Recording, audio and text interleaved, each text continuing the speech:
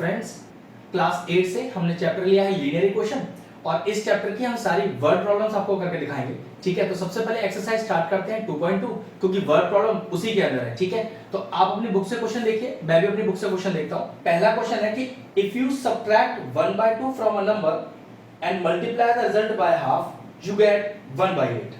समझिए सबसे पहले क्वेश्चन क्या कह रहा है कि if you subtract 1/2 from a number, अगर कोई एक नंबर हो जिसमें से आप 1/2 सब्ट्रैक्ट कर दो तो सबसे पहले वो नंबर आपको लेट लेना पड़ेगा। ठीक है, क्वेश्चन नंबर 1 कि लेट द नंबर बी, क्या ले लें हम, x। क्वेश्चन कह रहा है कि if you subtract 1/2 from the number, according to question डालिए। अकॉर्डिंग टू क्वेश्चन का मतलब होता है कि आपने क्वेश्चन पढ़ के एक स्टेटमेंट लिखनी है यहां पर। ठीक है, क्या, इफ यू सब्ट्रैक्ट क्या 1/2, इस 1/2 को सब्ट्रैक्ट कर दो किसमें से, फ्रॉम अ नंबर क्या लेट लिया है आपने, x। ये आ गया कि if you subtract 1/2 from a number, फिर आगे देखिए क्या कहता है, and multiply the result by 1/2।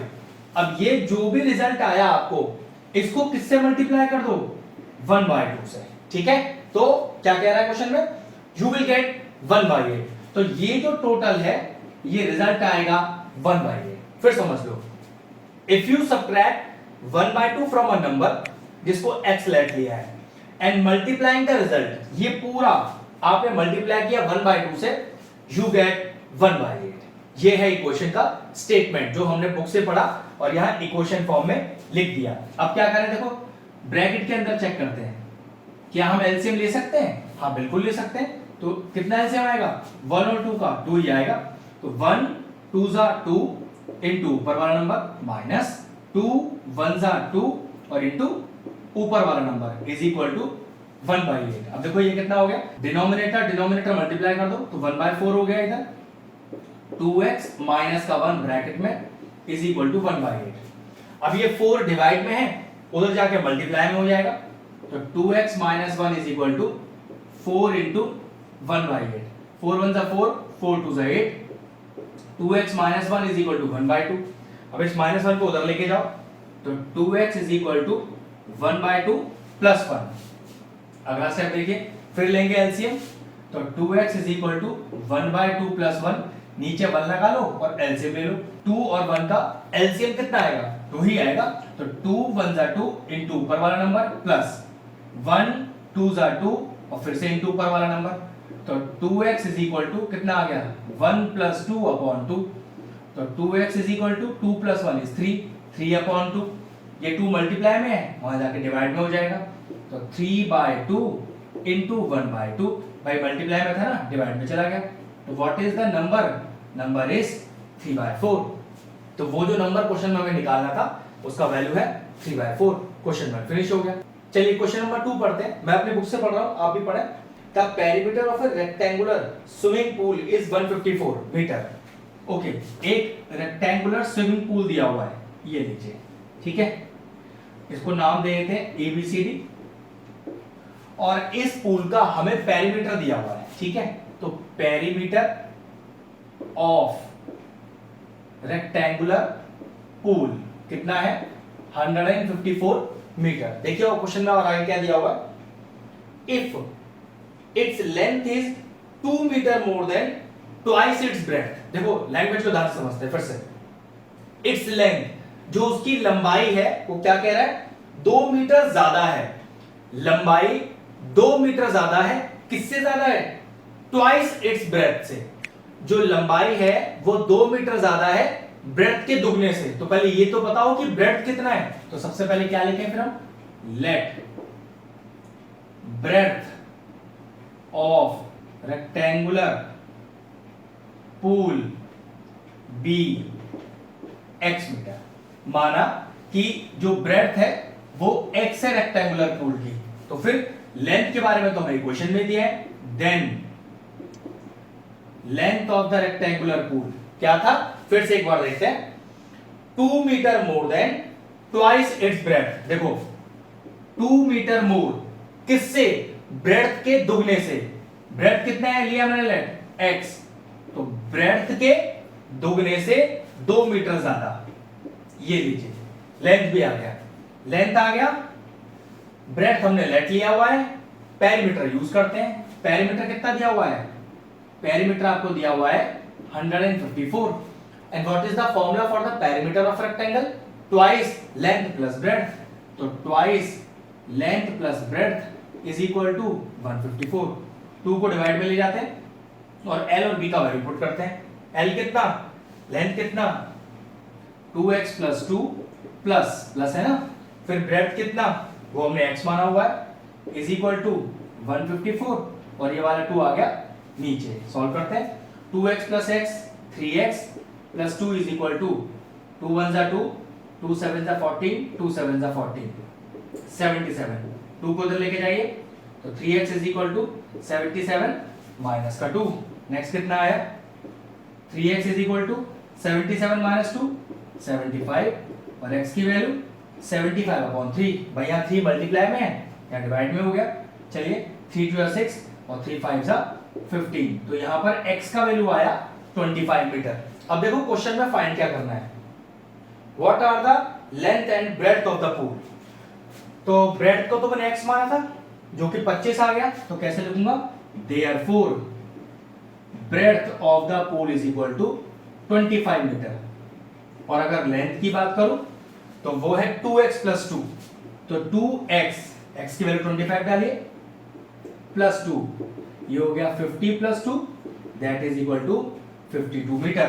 मतलब ब्रेड्थ आया पूल का 25 मीटर और लेंथ आया पूल का 52 मीटर। हो गया क्वेश्चन कंप्लीट। चलिए थर्ड क्वेश्चन पढ़ते हैं, आप भी अपनी बुक से पढ़िए। The base of N isosceles triangle is 4/3 centimetre. तो मैं पहले बता देता हूं कि आइसोसेलेस ट्रायंगल क्या होता है। आइसोसेलेस ट्रायंगल वो होता है जिसकी कोई भी दो साइड बराबर होती है। तो चलिए मैं ट्रायंगल का फिगर बना लेता हूं, फिर उस हिसाब से सारे डायमेंशंस को रखेंगे। तो मैंने माना कि यहां पर ABC is an isosceles triangle, और क्या माना मैंने कि AB और AC बराबर है। मानने को तो आप कोई सी भी दो साइड को मान सकते हो, ठीक है। तो लिखेंगे let ABC is an isosceles triangle in which, अब आइसोसेलेस है तो पक्की बात दो साइड बराबर होंगी और मैंने लिया AB is equal to AC। अब देखो क्वेश्चन फिर से पढ़ते हैं। क्वेश्चन कह रहा था base of N isosceles triangle is 4/3, ठीक है। इस बेस को 4/3 मीटर बोल रहा है, ठीक है। मैंने भी लिख दिया बेस को 4/3 मीटर। अब कह रहा था perimeter of a triangle is 4 2/15 centimetre, ठीक है। ट्रायंगल का पेरीमीटर दिया है, perimeter is equal to 4 2/15 metre. Mix fraction दिया है वो तो प्रॉपर फ्रैक्शन कर लेंगे, लेकिन क्वेश्चन का लॉजिक देखो। पेरीमीटर का मतलब क्या होता है, ट्रायंगल कोई सा भी उससे फर्क नहीं पड़ता। पेरीमीटर का मतलब होता है सम ऑफ ऑल द बाउंड्रीज। तो कितनी बाउंड्री है ट्रायंगल में, 1 2 3, 3 साइड्स है ना, बाउंड्री और साइड्स एक ही बात होता है, ठीक है। तो पेरीमीटर कैसे लिखूं मैं ट्रायंगल का, AB plus BC plus CA, मैं तीनों साइड जोड़ दी और इसको सॉल्व कर लेते हैं। 15 4 60 प्लस 2 62 अपॉन 15। अब एक बात पता है कि AB और AC बराबर है, तो चलो एक काम करते हैं, लेट कर लेते हैं। Let the side AB be x, तो पक्की बात AC भी क्या हो जाएगी, x हो जाएगी। Let ABC is an isosceles triangle in which AB बराबर AC लिया हुआ ना, यहीं पर x लेट ले, ठीक है। AB की जगह x हो गया, BC बेस क्वेश्चन में दिया हुआ है कितना 4/3 प्लस CA, इसको भी हमने x माना हुआ है, और ये कितना हो गया 62/15। लॉजिक से इतना था, जो दो इक्वल साइड थी उसे मैंने x लेट ले लिया, बेस क्वेश्चन में गिवन था, पेरीमीटर भी गिवन है। पेरीमीटर का मतलब होता है सम ऑफ ऑल द साइड्स, तो बस AB को x यहां से आया, BC बेस क्वेश्चन में गिवन है, CA वही इक्वल साइड x और बराबर में 62/15।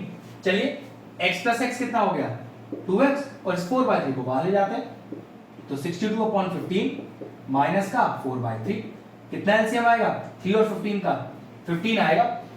एलसीएम आपको जैसे लेना आता हो वैसे निकाल लो, ठीक है। ये लेने का कोई नया लॉजिक नहीं है, ये आपने जो सीखा हुआ है उसी तरह से निकाला मैंने भी, ठीक है।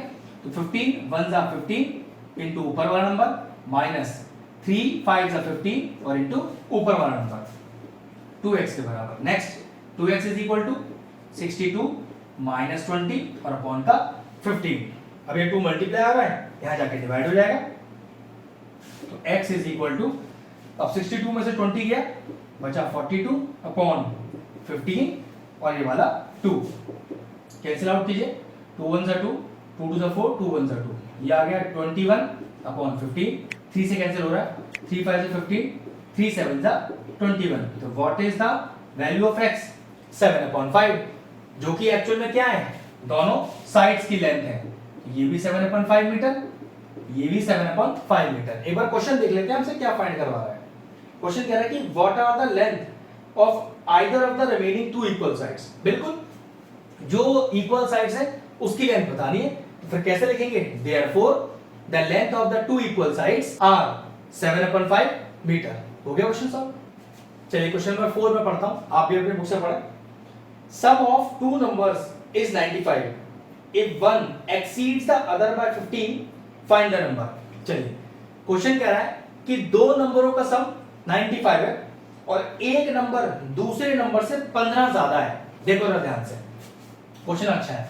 तो पहले किसी एक नंबर को लेट कर लो, let one number be x। अगर हमने वन नंबर को लेट लिया है x और हमें दोनों नंबरों का सम दिया हुआ है कितना, 95, तो फिर दूसरा नंबर क्या होगा, सिंपल सी बात है, अगर दो नंबरों का सम 95 है और उसमें से एक नंबर आपको अगर पता है तो दूसरा नंबर होगा सम माइनस x, मतलब अदर नंबर इज, देन डाल दीजिएगा, then other number is 95 minus x। फिर समझ लीजिए, दो नंबरों का सम पता है, एक नंबर भी आपको पता है, तो दूसरा नंबर निकालने के लिए सम में से वो नंबर को माइनस कर दीजिए। ठीक है, अब स्टेटमेंट पढ़ते हैं और फिर अपनी इक्वेशन बनाते हैं। क्या कह रहा है, if one exceeds the other by 15, कि इन दोनों में से कोई एक दूसरे नंबर से 15 ज्यादा है। तो देखो, इसको मान लो या इसको मान लो, उससे फर्क नहीं पड़ता, तो मैं चलो पहले वाले को मान रहा हूं। If one number exceed the other कितना, बाय 15, कि एक नंबर ज्यादा है 15 किससे, दूसरे वाले नंबर से। आप दूसरे को यहां लिख सकते थे और पहले को भी यहां लिख सकते थे, उससे कोई फर्क नहीं पड़ता। ठीक है, अब x एक तरफ लाइए, ये माइनस का x है, इधर जाके प्लस का हो जाएगा, तो x plus x is equal to 90 plus 15, तो ये हो गया 10 और ये हो गया 11, तो 2x इज इक्वल टू 110 और x is equal to 110 divided by 2, cancel out कीजिए, 2 5 से 10, 2 5 से 10, तो देयरफॉर जो एक नंबर हमने पहला लेट लिया था वो आ गया 55। अब देख लेते हैं क्वेश्चन में आपसे मांगा क्या है, कह रहा है फाइंड द नंबर्स, दोनों ही नंबर आपको निकालने हैं। तो देयरफॉर डालकर, देयरफॉर वन नंबर जिसको आपने x माना था वो कितना आ गया 55, और अदर नंबर, अब अदर नंबर क्या है 95 माइनस x, तो 95 माइनस 55 कितना आ गया, ये आ गया 0 और ये आ गया 4। Therefore the other number is 40 and the one number is, or the first number is 55। हो गया क्वेश्चन कंप्लीट। चलिए क्वेश्चन नंबर 5 पढ़ते हैं, मैं अपनी बुक से पढ़ रहा हूं। Two numbers are in the ratio 5:3। अब दो नंबर्स का रेशियो दिया हुआ है, तो सबसे पहले उस नंबर को लेट लेते हैं। कैसे, let number B denoted by x। हमेशा ध्यान रखना, जब भी दो चीजों का रेशियो दिया हो तो जिन चीजों का रेशियो दिया होता है पहले उन्हें लेट लेना पड़ता है। अगर यहां नंबर की जगह एज का रेशियो होता तो let the age be denoted by x, या किसी और दो चीज का रेशियो होता तो उस पर्टिकुलर चीज को पहले x लेट लीजिए, क्योंकि यहां दो नंबर का रेशियो दिया हुआ है तो let the number be x। Then first number क्या हो गया, देखो 5x हो गया, और सेकंड नंबर क्या हो गया 3x हो गया। 5:3 दिया है ना रेशियो, तो 5x और 3x। अब क्वेश्चन पढ़ते हैं आगे। इफ दे डिफर बाय 18, अगर दोनों नंबरों के बीच का अंतर 18 है तो डिफर तभी हो सकता है जब बड़े में से छोटा घटाया जाए। तो पक्की बात है, बड़ा 5x है, छोटा 3x है, तो क्या लिखेंगे, अकॉर्डिंग टू क्वेश्चन बड़े में से अगर छोटा माइनस करें, डिफर बोल रहा है ना, तो रिजल्ट कितना आएगा 18 आएगा। तो 5x minus 3x is 2x is equal to 18, 2 चला गया डिवाइड में, तो 18/2, और x का वैल्यू कितना आ गया, x का वैल्यू आ गया 9। अब हमसे क्या मांग रहा है, फाइंड द नंबर्स, दोनों नंबर निकाल लें बस, ये तो बहुत आसान रहा। तो फर्स्ट नंबर कितना है 5x और x का वैल्यू अभी निकाला 9, तो फर्स्ट नंबर आ गया 45। सेकंड नंबर ये कितना है 3x और x का वैल्यू निकाला हमने 9, फिर डालिए 9 3 जा 27, तो therefore the two numbers are 45 and 27। आसान सा क्वेश्चन था। हम नेक्स्ट क्वेश्चन करते हैं। चलिए नेक्स्ट क्वेश्चन, क्वेश्चन नंबर 6 पढ़ते हैं। क्वेश्चन 6 कह रहा है कि 3 consecutive integers add up to 51। अब ये consecutive numbers क्या होते हैं? consecutive numbers होते हैं जो एक के बाद एक आते हैं। तीन तरह के consecutive होते हैं, मैं आपको तीनों बताता हूं। सबसे पहले जो हमें क्वेश्चन में गिवन है, सिंपल वाले consecutive, मतलब consecutive नंबर, ठीक है। फिर दूसरे कौन से होते हैं? वो होते हैं इवन consecutive, ठीक है, और एक होते हैं ऑड consecutive। पूरा कंसेप्ट बता देता हूं, ठीक है। तो consecutive number simple, x, x plus 1, x plus 2, x plus 3, x plus 4, x plus 5, x plus 6 and so on, आपको जितने सारे चाहिए। अगर बात करता इवन consecutive की, तो वो स्टार्ट कहां से होते हैं? 2x, 2x plus 2, 2x plus 4, 2x plus 6, 2x plus 8, 2x plus 10 और डॉट डॉट डॉट डॉट, ये हो गए इवन consecutive। ऑड consecutive कहां से स्टार्ट होते हैं? 2x minus 1, 2x minus 3, 2x minus 5, 2x minus 7, 2x minus 9, 2x minus 11 और dot dot dot dot, ठीक है। तो ये हुए consecutive जो हमें क्वेश्चन में मांगा है, ये इवन consecutive और ये ऑड consecutive। क्योंकि हमें क्वेश्चन में सिंपल consecutive ही मांगा हुआ है, तो हम इन्हीं नंबर को लेंगे, इन्हें मैं रब कर देता हूं। तो देखिए मुझसे क्वेश्चन क्या कह रहा है। क्वेश्चन कह रहा है 3 consecutive integers add up to 51। तीन consecutive integers जोड़ो तो उनका ऐड होता है 51। तो कैसे लिखूंगा? लेट 3 consecutive integers are, कौन से लिखने हैं भाई? लिख लो, तीन लिखने हैं बस, x, x plus 1 और x plus 2, बस तीन लेने को बोला। अकॉर्डिंग टू क्वेश्चन हमें इनका सम कितना दिया हुआ है, फिर से देख लेते हैं एक बार question. Add up to 51, okay, तीनों का सम दिया हुआ है हमें 51, तो तीनों जोड़ दीजिए और किसके बराबर रख दीजिए? 51 के जोड़िए, x plus x plus x 3x और 1 plus 2 3, 51, 3 को ले जाइए, तो 3x is equal to 51 minus 3 कितना आ गया? 48 आ गया, और x का वैल्यू कितना आ गया? 48 अपॉन 3, 3 1 जा 3 और 3 6 जा 18, तो x का वैल्यू आया 16। हमें फाइंड करना है क्वेश्चन में वही तीनों इंटीजर जो हमने लेट लिए, तो बहुत आसान है। पहला क्या लिया है हमने? x लेट लिया है, तो x तो हमारी वैल्यू ही है 16। दूसरा क्या है?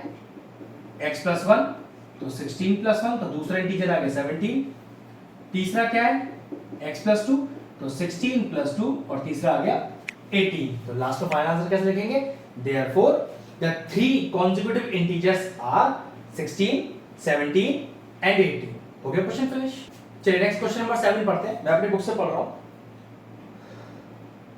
The sum of 3 consecutive multiples of 8 is 888। मतलब consecutive तो लेने हैं लेकिन 8 की मल्टीपल्स लेने हैं, तो कैसे लेते हैं consecutive multiples of 8? तो देखो, let 3 consecutive multiples of 8 are, देख लीजिए कैसे लेना है। 8x, 8x plus 8, 8x plus 16, मतलब 8x लिखकर 8 जोड़ते चले जाओ जितने, क्योंकि आपको यहां पर सिर्फ तीन ही नंबर लेने थे, तो 8x, 8x plus 8 और 8x plus 16। और क्वेश्चन क्या कह रहा है? The sum of these three consecutive multiples of 8 is 888, और तीनों का सम दिया है हमें 888। तो अकॉर्डिंग टू क्वेश्चन तीनों को जोड़ दीजिए और किसके बराबर रख दीजिए? 888 के। इनका सम दिया हुआ है 8, 8 और 8, तो 8, 16 और 24, तो 24x, और ये हो गया आपके पास 24 जो उधर जाके माइनस हो जाएगा, इज इक्वल टू 888 माइनस का 24, कितना आ गया? 24x is equal to, minus कीजिए, 8 में से 4 गया 4, 8 में से 2 गया 6 और 8, अभी 24 क्या होगा, नीचे जाके डिवाइड हो जाएगा, तो 864 डिवाइडेड बाय 24, 4 से उड़ाते हैं, 4 6 है 24, 4 2 है 8, 4 1 है 4, 4 6 है 24 और 6 से पूरा जाएगा तो 6 3 है 18 और 6 6 है 36। तो what is the value of x here, 36। और हमें देखो क्वेश्चन में क्या फाइंड आउट करना होगा, क्वेश्चन में फाइंड आउट करना है फाइंड द मल्टीपल्स, मतलब तीनों जो आपने लेट लिए हुए हैं बस वही निकालने। कैसे लिखेंगे, फर्स्ट मल्टीपल 8x और वैल्यू कितना है x का 36, तो 8 into 36 कितना आएगा, देखो 8 6 है 48, 4 गया कैरी, 8 थे 24 और 4 28, तो पहला हो गया 288, दूसरा कितना 8x प्लस 8, अब 8x का वैल्यू तो 288 है ही, बस उसमें 8 और जोड़ दो, तो ये कितना हो गया 8 और 8 16, 1 कैरी 9, सेकंड हो गया 296। अगला 8x प्लस 16, मतलब 8x तो अपने पास 288 है ही, इसमें 16 और जोड़ दो, 6 और 6 12 और 14, एक कैरी हो गया 8, 9 और 1 10, एक कैरी हो गया 304। तो ये लीजिए तीनों मल्टीपल्स 8 के क्या आ गए, 288, 296 एंड 304। फिनिश हो गया क्वेश्चन। चलिए क्वेश्चन नंबर 8 पढ़ते हैं, मैं अपनी बुक से पढ़ रहा हूं। 3 consecutive integers are such that when they taken in increasing order and multiplied by 2, 3 and 4 respectively, they add up to 74. Find these numbers. ठीक है, तो सबसे पहले कह रहा है कि 3 consecutive integers लीजिए। तो ठीक है, हमने क्या पढ़ा था अभी कि let 3 consecutive integers are, कौन से थे, x, x plus 1 और x plus 2। ठीक है, यही 3 इंटीजर्स बताए थे।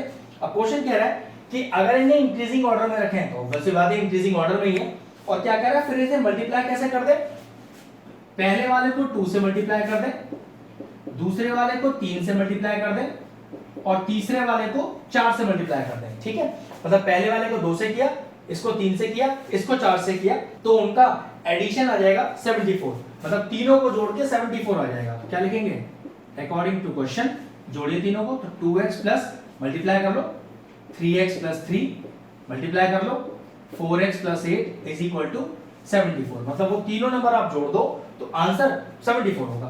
तो कितना है देखो, 2 और 5 और 9, तो 9x, अब 8 और 3 11 उधर ले जाओ इज इक्वल टू 74 माइनस 11, तो 9x is equal to, minus करो, 4 में से 1 गया 3 और 7 में से 1 गया 6 और x is equal to 63 upon 9, 9 7 से 63, तो what is the value of x, x आ गया 7। अब देखो क्वेश्चन में हमें फाइंड आउट क्या करना है, हमें कह रहा है फाइंड दीज नंबर्स, तो तीनों नंबर ही आपको निकालने हैं। तो ठीक है, पहला नंबर x है तो x का वैल्यू ही आ गया, तो 7, दूसरा नंबर क्या है x प्लस 1, मतलब 7 प्लस 1, तो वो दूसरा नंबर 8 है, और तीसरा क्या है x प्लस 2, तो 7 प्लस 2, तो नंबर हो गया 9।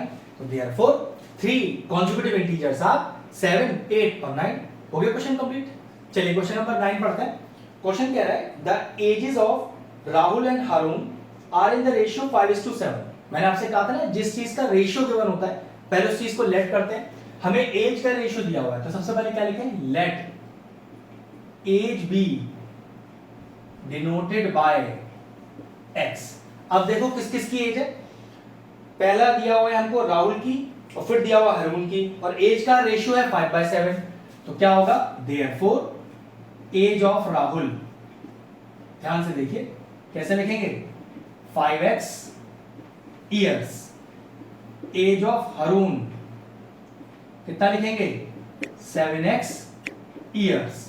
ठीक है, पहले जिस चीज का रेशियो दिया होता है उस चीज को लेट करते हैं, फिर 5:7 रेशियो था राहुल और हारून की एज का, तो राहुल हो गया 5x इयर्स का और हारून हो गया 7x इयर्स का। अब देखो क्वेश्चन क्या कह रहा है, 4 ईयर लेटर, 4 साल बाद, तो 4 साल बाद राहुल भी 4 साल बड़ा हो जाएगा, हारून भी 4 साल बड़ा हो जाएगा। तो चलो पहले दोनों को 4-4 साल बड़ा करते हैं, तो लिखेंगे 4 इयर्स लेटर, 4 साल बाद, एज ऑफ राहुल, भाई राहुल को 4 साल बड़ा करो तो 5x प्लस 4 इयर्स, हारून भी 4 साल बड़ा हो जाएगा, तो age of Haroon 7x plus 4 years.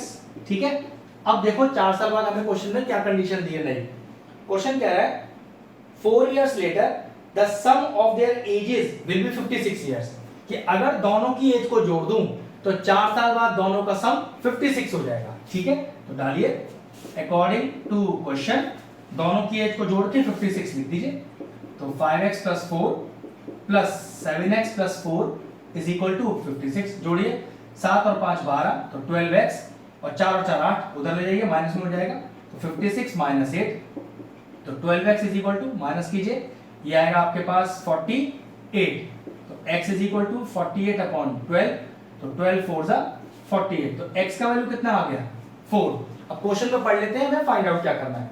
Question कह रहा है फाइंड देयर प्रेजेंट एजेस, तो ध्यान रखना ये जो एज का रेशियो हमें दिया हुआ था यही इनकी प्रेजेंट एज होती है। ठीक है, आप यहां पर ऐसे भी लिख सकते थे the present age of Rahul 5x years, present age of Arun 7x years। कोई दिक्कत नहीं है, आपने अगर प्रेजेंट एज नहीं डाला है वर्ड उससे कोई प्रॉब्लम नहीं है, आंसर 5x और 7x ही होगा, तो बस अब निकाल देता हूं answer. Therefore present age of Rahul कितना 5x, तो 5 × 4, तो 20 इयर्स का है राहुल, और प्रेजेंट एज ऑफ हरुण, क्या एज है हरुण की present age 7x, 7 × 4 that is equal to 28 years. ये लीजिए आगे दोनों की एज। तो आज का लेक्चर यहीं फिनिश करते हैं। ये टोटल 9 क्वेश्चंस हमने आपको करके दिए, इनका लेवल थोड़ा सा इजी था। अब जो आगे आने वाले बचे हुए क्वेश्चन है उनका लेवल इनसे थोड़ा टफ है, तो इन 9 क्वेश्चंस को अच्छे से प्रैक्टिस कर लीजिए। नेक्स्ट लेक्चर में हम इस एक्सरसाइज को कंप्लीट कर देंगे। ठीक है, तो वीडियो फिनिश करते हैं। अगर आपको हमारा वीडियो इंफॉर्मेटिव लगा हो तो हमारे चैनल मैथ्स के लिए इसको सब्सक्राइब कर लें और साथ में लगे बेल आइकन को भी हिट कर दें, जिससे आगे आने वाले वीडियोस का नोटिफिकेशन आपको सबसे पहले मिल जाए।